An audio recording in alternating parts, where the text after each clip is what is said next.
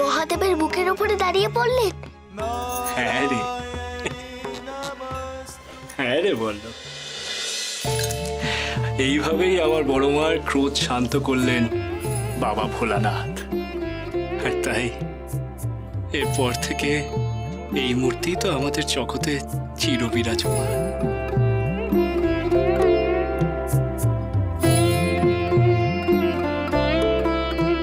আর এইভাবেই আমার বড় মা দেবী কালিকা এবং দেবী অম্বিকার রূপ ধারণ করে বধ করলেন অসুরদের। আর এইভাবেই দেবতারা তাদের হারানো স্বর্গরাজ্য ফিরে পেল। আর এইভাবেই মর্তলোকে মানুষেরা আবার খুশিতে বাঁচতে লাগলো অসুরদের হাত থেকে মুক্তি পেয়ে।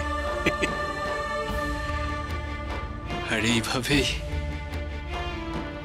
জগতে পাপের ওপর পুণ্য, মিথ্যের ওপর সত্যি প্রতিষ্ঠা পেল।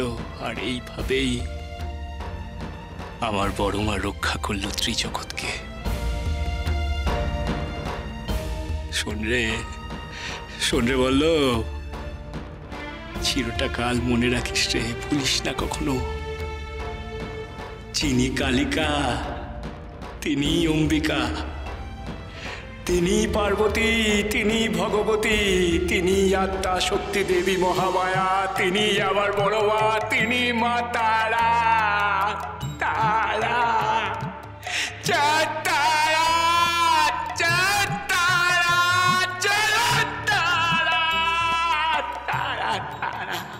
তারা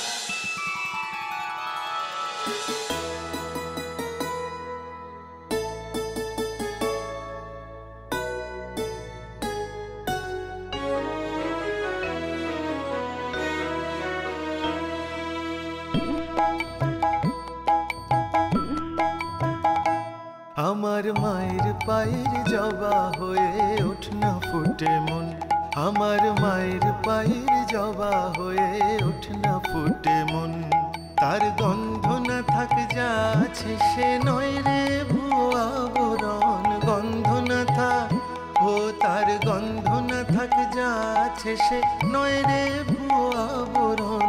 মায়ের পায়ের জবা হয়ে ওঠ না ফুটে মন, আমার মায়ের পায়ের জবা হয়ে ওঠ না ফুটে মন।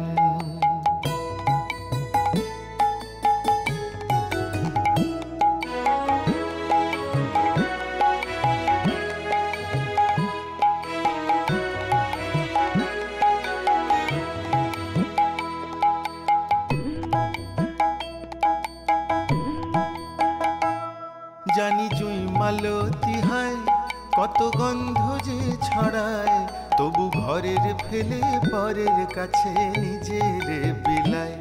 জানি জুই মালতী হায় কত গন্ধ যে ছড়ায়, তবু ঘরের ফেলে পরের কাছে নিজের বিলায়।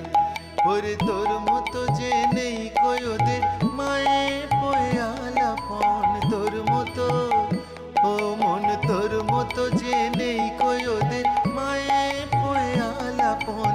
মায়ের পায়ের জবা হয়ে ওঠ না ফুটে মন, আমার মায়ের পায়ের জবা হয়ে ওঠ না ফুটে মন।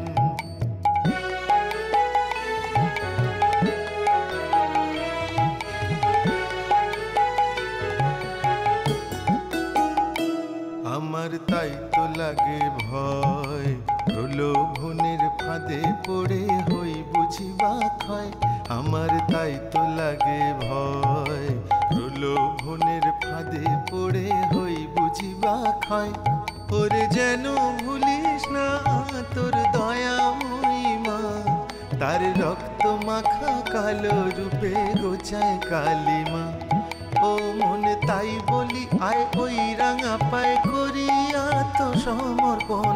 মায়ের পায়ের জবা হয়ে ওঠ না ফুটে মন, আমার মায়ের পায়ের জবা হয়ে ওঠ না ফুটে মন।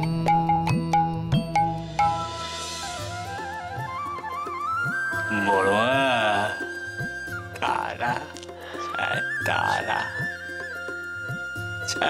তারা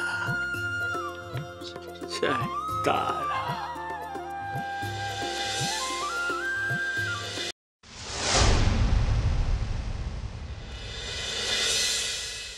আগামীকাল মায়ের বিশেষ পুজো, তোমরা দুজন ফুল তুলবে আর তুমি মায়ের ভোগের বিষয়টা দেখবে।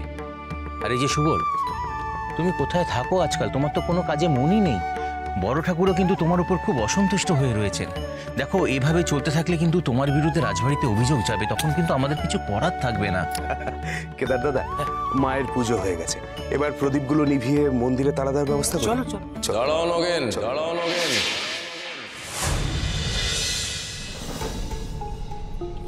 বড় কুমার, আপনি মাকে দর্শন করতে দাও। এখন বড় মাকে দর্শন করতে গেলে কি সময় দেখতে হবে নাকি?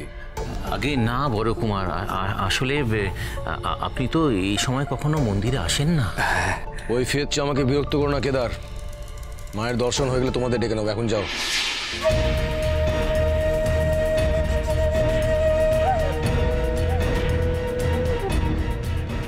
কথা রেখে কানে গেল না, যাও। চলো চলো চলো, তোমরা যাচ্ছি বড় কুমার।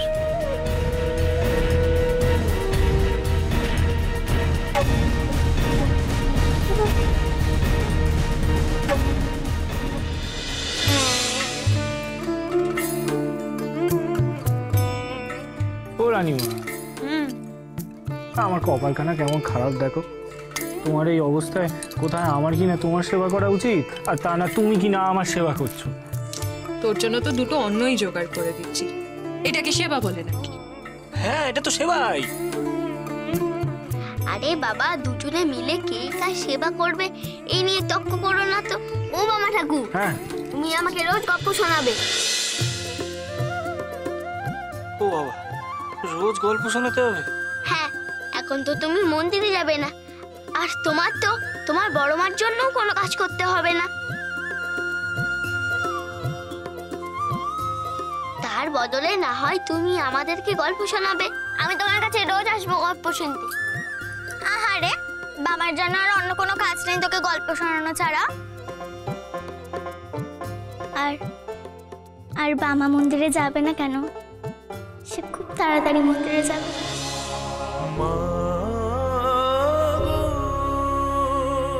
তোর মুখের কথাই যেন সত্যি হয় রে মেয়ে।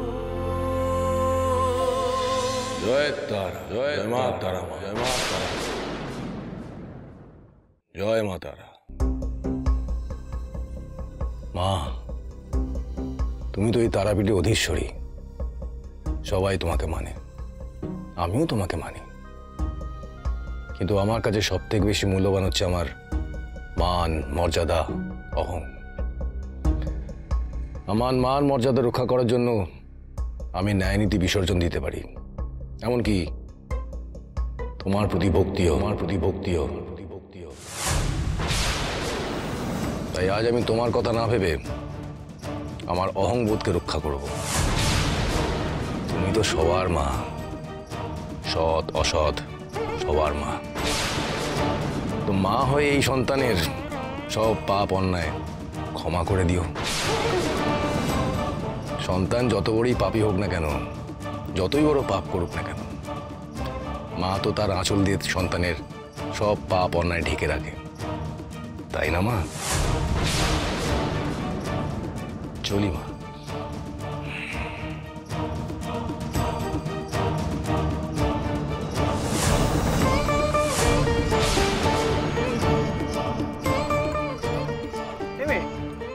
কোথায় যাচ্ছিস? এই মেয়ে, এই দেখো দেখি রানীমা চলে গেল কোথায় একটা। ও মেয়ে, দেখেছো তো কখন যে আসে কখন যে যায় আমি বুঝতেই পারি না।